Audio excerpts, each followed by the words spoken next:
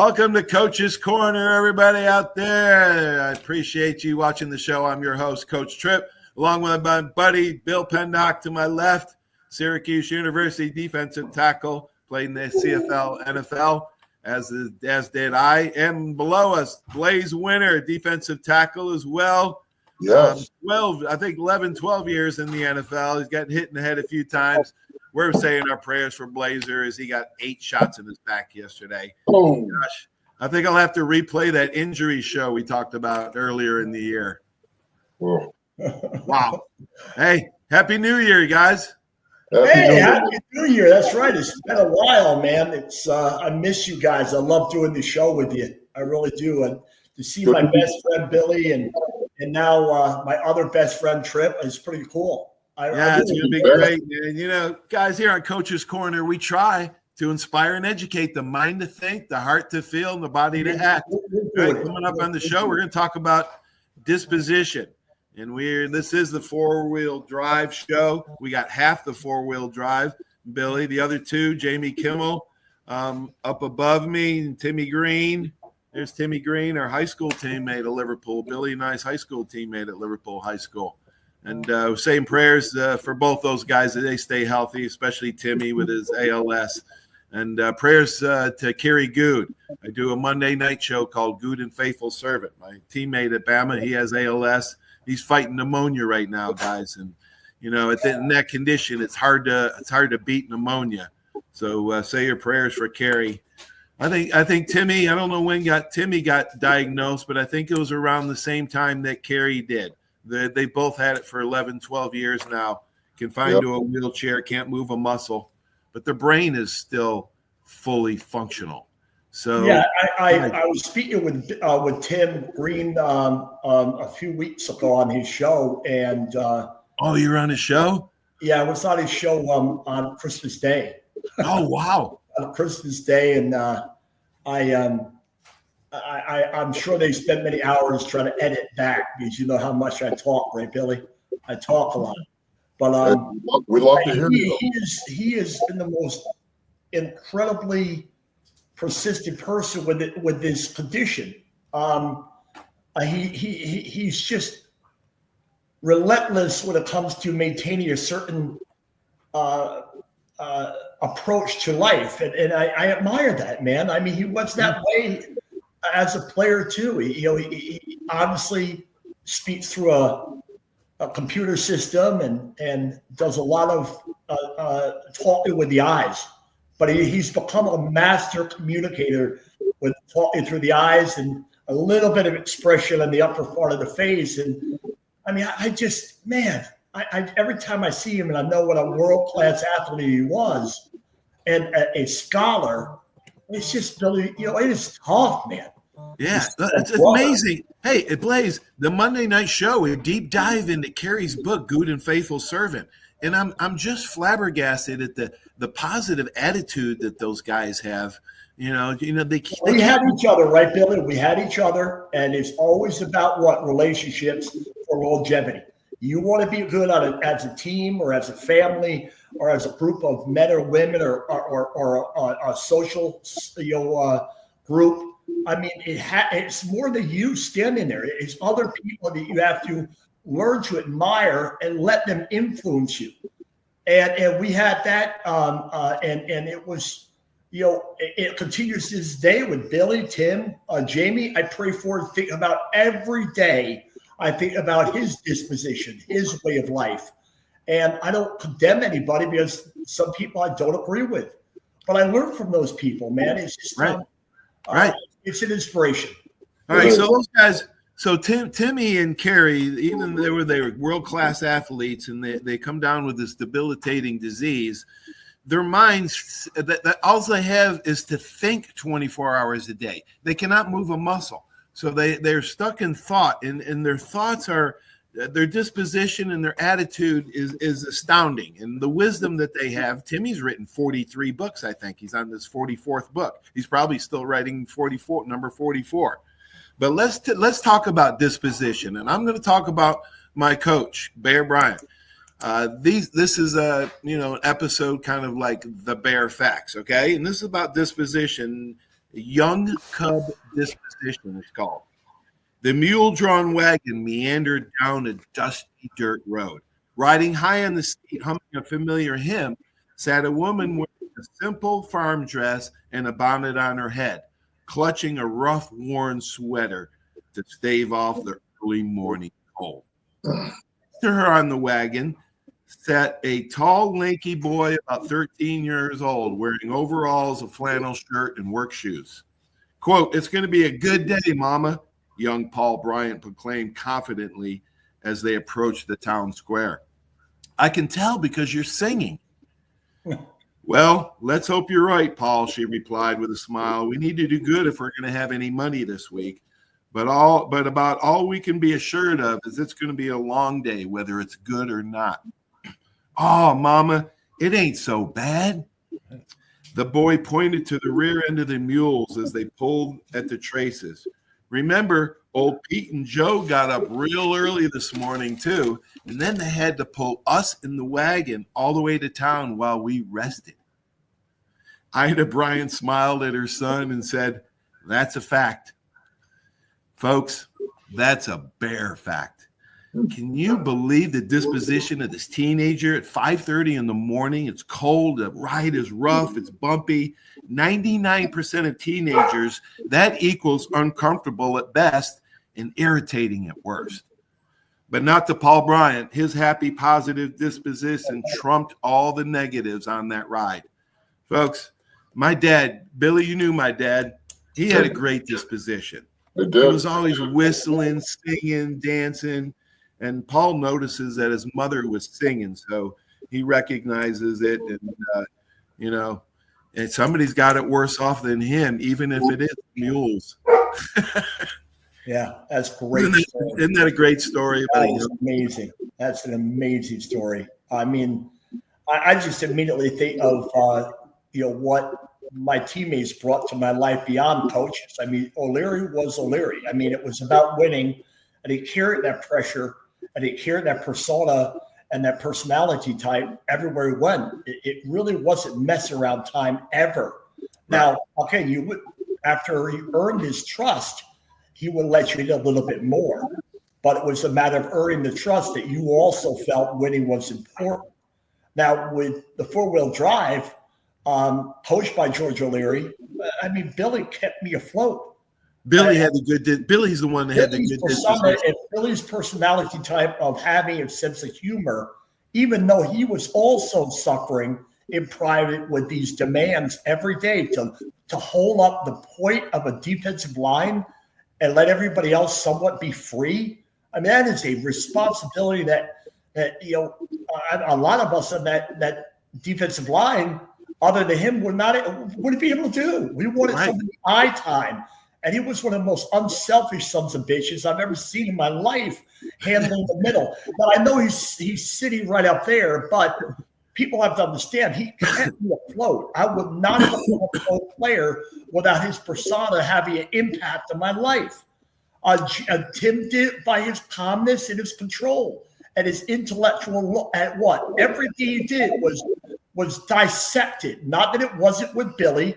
But Billy's first impression was, hey, man, I want to make you feel good. I want to make you laugh. I want to have you loosen up, Winter, because you are uptight as hell.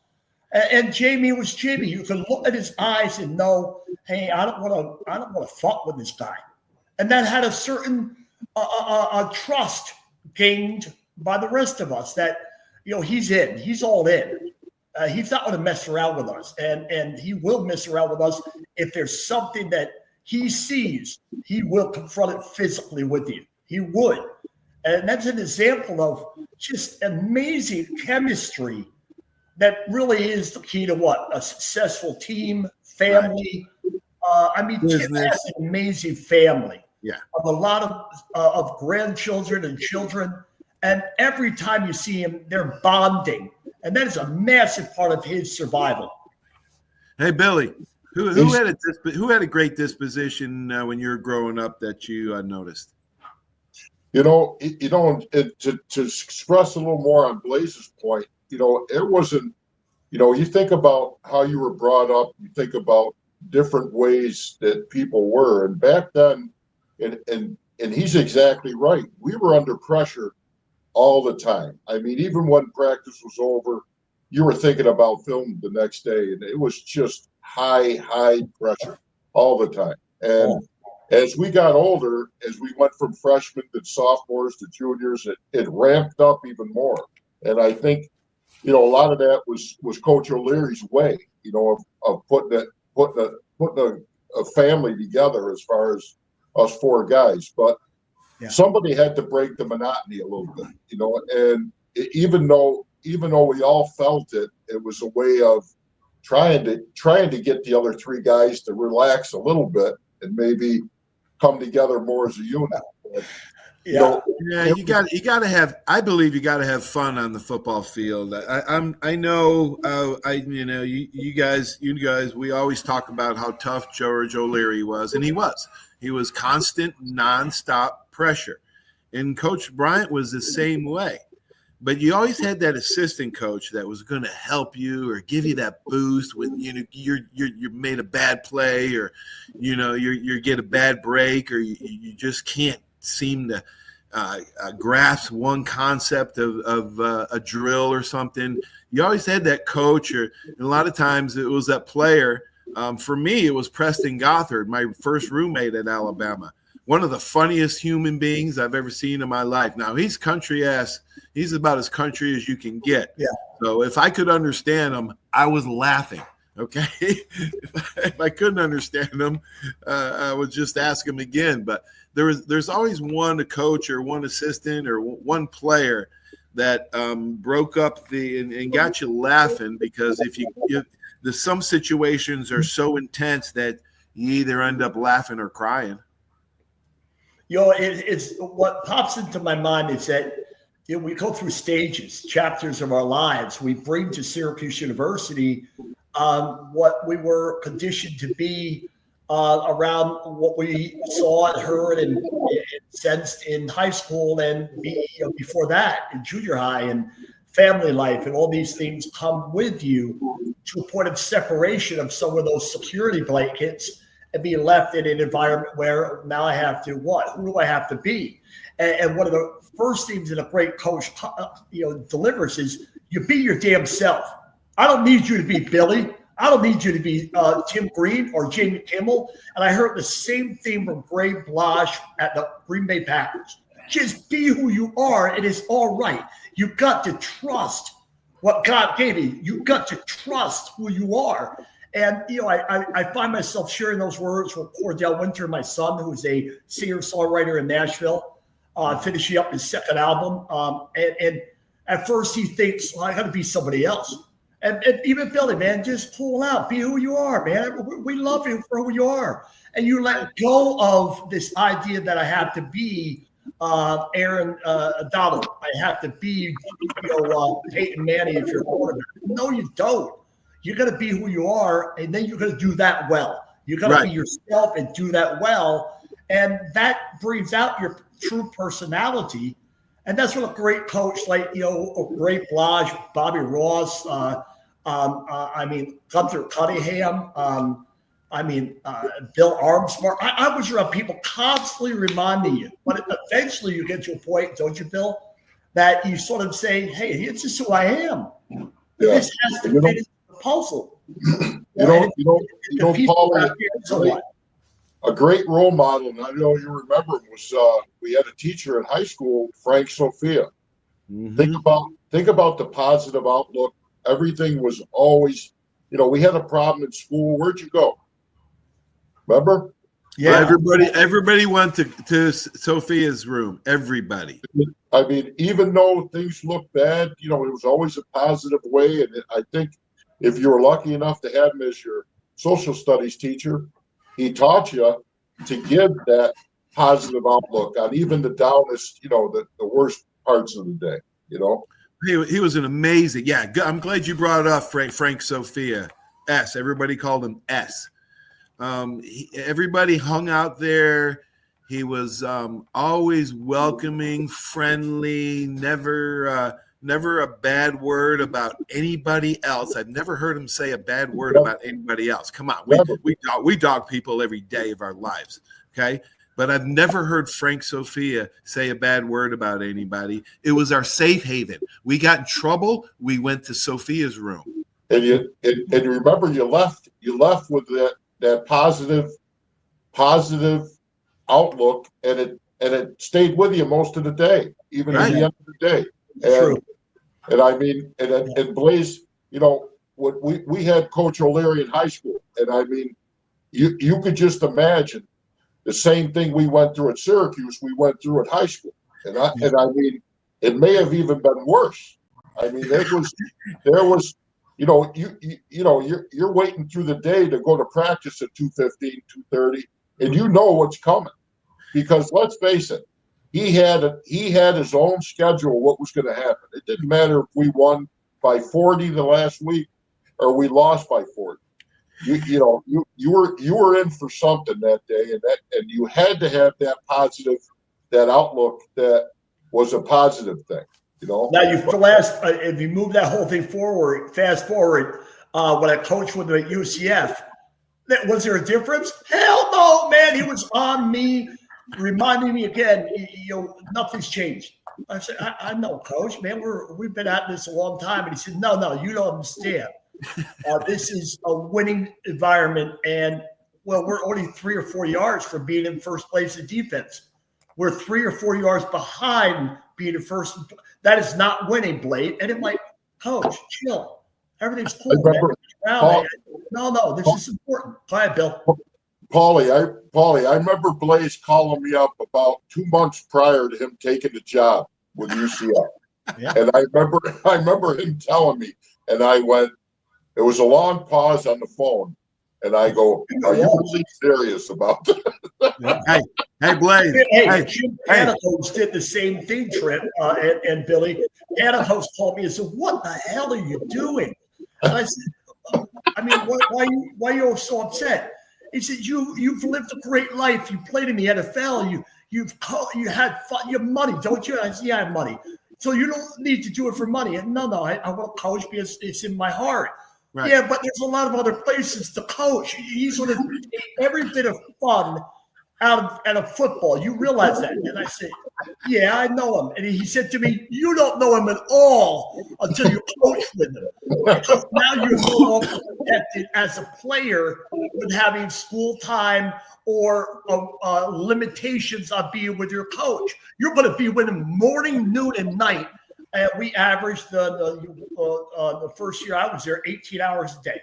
Oh my God! He was there at 4:30. He left at 10 o'clock. If I left before him, he'd be on my ass saying, "Why are you leaving so early? There's work to be done." Like, Coach, I mean, and he had that window, that office window. It was I'm glad he was there. I'm glad I didn't coach. I'm glad I didn't coach for that man. Oh. There was another. No, wait a minute. There was another blessing in disguise because I called him up and asked him to coach with him. He said, "No, I don't got any room." So I'm number one. I'm glad he told me no because I would have been miserable. I would have it would have blown up probably between me and him. And I enjoyed coaching high school more than I would enjoy coaching. As Billy knows, I was damaged for a while. For about a year and a half, I was psychologically damaged by his personality, his persona, and I knew him already, I thought, and it had been a long time since I had been with him, right? I had visited and worked hand combat with the players. And that was in and out. That was always a nice little visit. Right. And that was a false sense of security that when I said, yeah, I want to coach with you, I realized that now later on, hey, just like you, Billy, Larry and I are fine. I love the man. Yeah. I have no ill feelings toward what he believed in and the way he did things. He was a guy who was honest and true with you. And if you didn't like it, tough shit. Right. You're going to do it this way. You're going to do it, and you're going to do it the right way. And if you don't want to be without your name on the back of the jersey, you better go somewhere else. Beautiful. Blaze, when we talked about it on the phone, and I said to you, I'm not a smart guy. I'm really not. But I don't think this is a great because No, you told me. I know the way Blaze is deep down. I know what he feels. I've been around him a long time, and I just kind of went, wow, I'm going to watch and see what happens here, because you see what he just said. He knew my person, my being. He and always did. Guy like Great Blosh at Green Bay. He knew I was damaged by Gunther Cunningham. Gunther was very similar to George O'Leary at the Colts my first year. And when I went to Green Bay, I was damaged. And he could see that. And he's the one who put me back on track. And it's really interesting to see people like Billy get me back on track when I was a little bit just out of thoughts. And that's the beautiful thing about these relationships, unit relationships, team, family, is that people like my wife the other day, if you don't get your ass on your mind right, Blaze, you're going to have a motherfucking heart attack. She told me that right down the hallway because my blood pressure from all this stuff is about 160 over 97.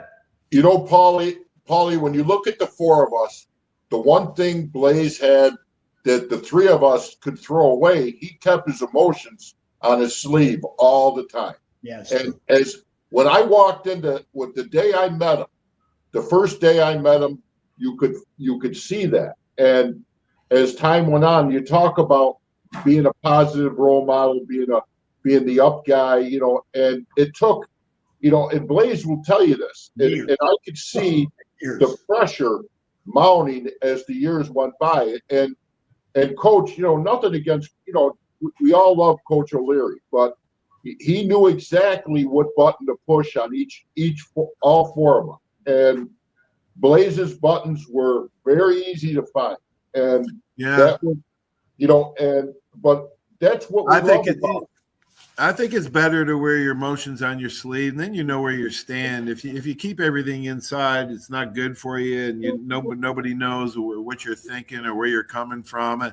I wear my emotions on my sleeve. I always have, always will. Billy, I gotta hear before we close the show. I'm an Ivy. What was that? What? You go around the locker room. I'm an Ivy. I got recruited by. I got a letter and recruited by, of all teams, Cornell, right? Ivy League school. Now, I'll tell you, like I said, I'm the guy that went into my guidance counselor my junior year, and he told me, "Are you going to go drive a truck, push a broom? Where are you going to go to work? Because you sure as hell aren't going to college." Oh my God! So, when I got the letter from Cornell, and the recruiter came to the school, and and I'm thinking, wow, and I'm walking through the locker room. Paulie remembers, I'm singing out, "I'm an Ivy." Oh, that is awesome! Oh, he do it all the time, man. Bill, I've never heard that story. That's awesome. Oh, That's yeah. I'm an Ivy Leaguer. He wanted to be, an Ivy. Like Bill and I were as far from Ivy League material as you can get. That is great. Oh, I'm so glad I heard. You made my day. That is great. And I'm sitting in the office with Coach O'Leary, and he's got the letter in his hand from Cornell, and turns and looks at me and throws it in the pail. And goes,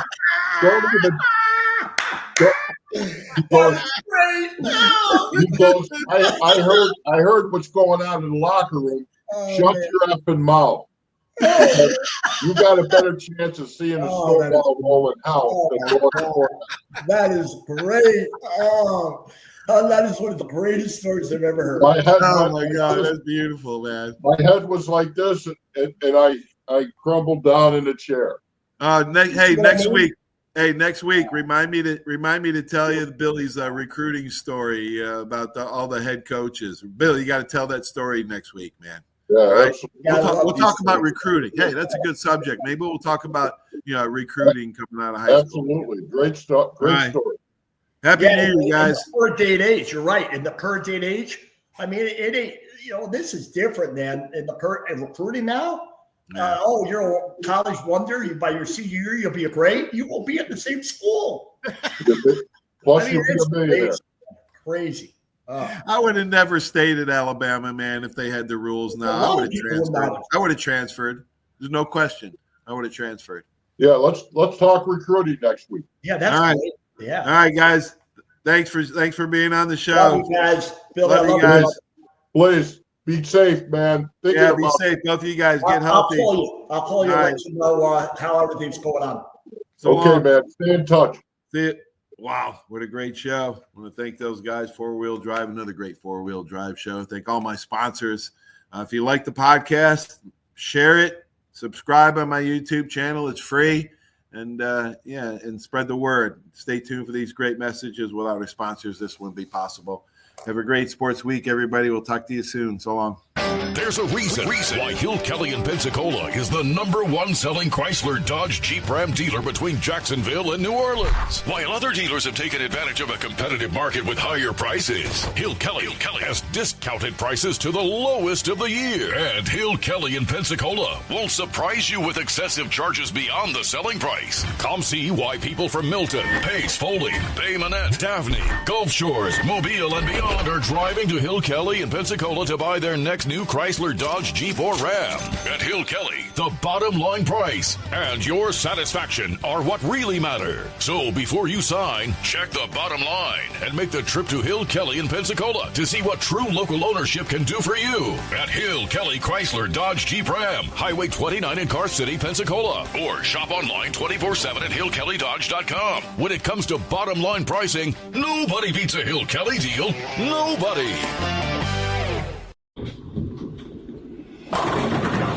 My name is Steve Reynolds. I'm the manager and owner of Cordova Lanes, and we help keep your mind out of the gutter. Cordova Lanes is part of the community of Pensacola. Being here for 43 years, we've entertained more people than any other bowling center in the city. We sell fun for a living. Cordova Lanes is located at 2111 Airport Boulevard in Pensacola, behind Cordova Mall. Come on out and see us at Cordova Lanes Bowling Center. Thank you. 75 years of service and high tech today. It's Pensacola Glass Company at 433-8348. High tech is a term often applied to advanced services and products in today's marketplace. And today, glass is much more than the simple painted brittle, see-through stuff we hit baseballs through when we were kids. Glass is now a product with unique flexibility in both performance and application. And Pensacola Glass Company is growing right along. That's Pensacola Glass Company at 433-8348.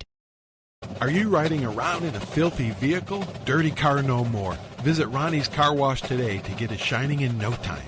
They have 3 convenient locations with another coming soon. The unlimited monthly wash packages start as low as $14.95 per month with free vacuums, multi-purpose spray and towels. Visit them in Gulf Breeze, Navarre, Fort Walton, and soon Crestview. Don't wait, wash today. Be sure to see Ronnie's Car Wash on Facebook to see the latest specials and discounts. You'll be riding and shining in no time.